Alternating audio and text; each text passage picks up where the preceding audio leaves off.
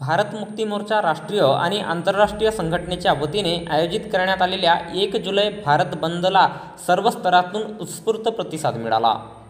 भंडारा जिल्ह्यातील सर्व तालुक्यातील लोकांनी एकत्र येऊन भारत बंद सफल केले। यात प्रामुख्याने राष्ट्रीय पिछड़ा वर्ग ओबीसी मोर्चा, राष्ट्रीय परिवर्तन मोर्चा, बहुजन क्रांती मोर्चा, राष्ट्रीय मुस्लिम मोर्चा, बुद्धिस्ट इंटरनॅशनल नेटवर्क, राष्ट्रीय किसान मोर्चा, छत्रपती क्रांती सेना, राष्ट्रीय आदिवासी एकता परिषद, भारतीय विद्यार्थी युवा, बेरोजगार मोर्चा, स्टॅम्प पेपरवर चुनावी जाहीरनामा घोषित करणारी जगातील एकमेव पार्टी बहुजन मुक्ती पार्टी अशा शेकडो राष्ट्रीय संघटनेचे लोक सहभागी झाले होते। ईव्हीएम मशीन बंद करून बॅलेट पेपरवर चुनाव केले जावे,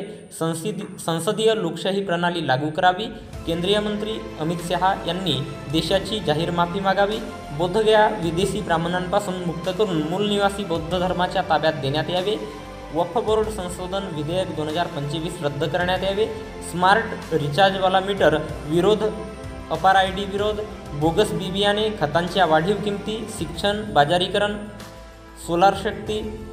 जीवनावश्यक वस्तूंच्या वाढीव किमती, शेतकरी कर्जमुक्ती, निराधार लोकांचे थकीत पैसे, वाढती बेकायदेशीर बेरोजगारी अशा अनेक प्रकारच्या समस्या विरोधात भारत बंदचे आयोजन करण्यात आले होते। भंडारा जिल्ह्यातील शास्त्री चौकातून रॅलीला सुरुवात होऊन शासनाच्या विरोधात नारेबाजी करत जिल्हाधिकारी कार्यालयाच्या समोर रॅलीचे समारोप झाले। आमच्या मागण्या वेळीच पूर्ण झाल्या नाही तर आणखी प्रत्येक महिन्याला भारत बंदचे आयोजन केले जाईल याची शासन, प्रशासन, लोकप्रतिनिधी आणि संबंधित विभागाने नोंद घ्यावी असे भारत मुक्ती मोर्चा आणि सहयोगी संघटनांनी इशारा दिला आहे।